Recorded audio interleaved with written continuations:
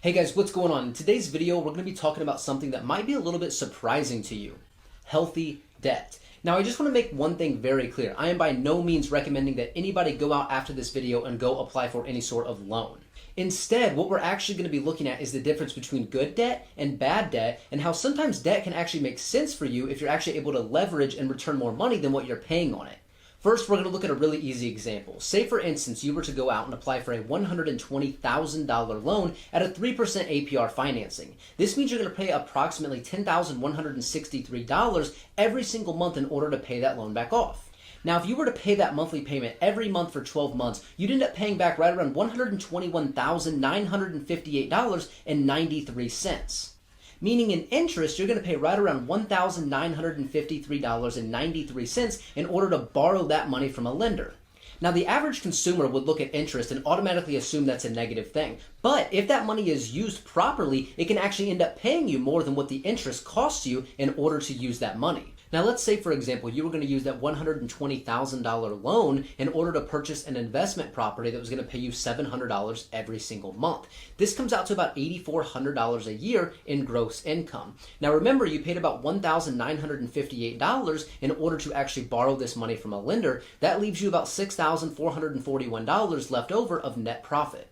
Now, of course, this is a hypothetical example. Nobody would actually go out and apply for a 12-month mortgage. Most people are going to go 15, 20, or 30 years, so just using this as a basic example. Now, looking at debt in general, it's hard to classify every single loan as good or bad debt. For instance, some people may take out a loan in order to purchase the house in which they live. Some people would consider this a bad investment because the money is not actually paying you in order to borrow that. But then you take credit card debt, for instance, which most people would agree is not good debt. Usually interest rates are high, you're usually not using that for any sort of investment, and ultimately that is not going to be something that is paying you in order to borrow that money. Now, really breaking down the good side of debt, if you're able to use debt in order to leverage your money, in order to obviously cash flow more funds, this is a way for you to actually leverage the current capital that you have, kind of like looking at the real estate example that we talked about earlier. Now, let's look at some examples of good debt. Student loans, for example, for some people can be good debt because this ultimately means a higher paying job or higher paying salary in the future. Mortgages can also be a good debt as long as the house is a good investment. Basically, the value of the house increasing to outweigh what you actually pay in the interest in order to take a loan out on the house. Another form of good debt could be a business loan or an investment loan, right? Basically using this money in order to grow your net worth or grow your income. That ultimately leads to a positive debt because obviously the income is outweighing what it actually costs in order to borrow the money.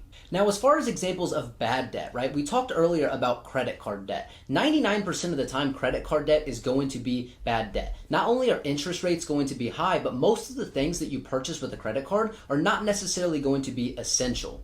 Another example of bad debt is going to be a car loan. The reason being because most people actually use car loans in order to purchase a car they can't necessarily afford. Now, this isn't to say that all car loans are necessarily bad debt. For example, if you're taking a loan out to purchase a car versus paying cash for that car, and you're able to keep that cash freed up and invest into other things, they're going to pay you some sort of income that outweigh how much you're actually paying in interest on the car loan, then obviously that can be a source of good debt.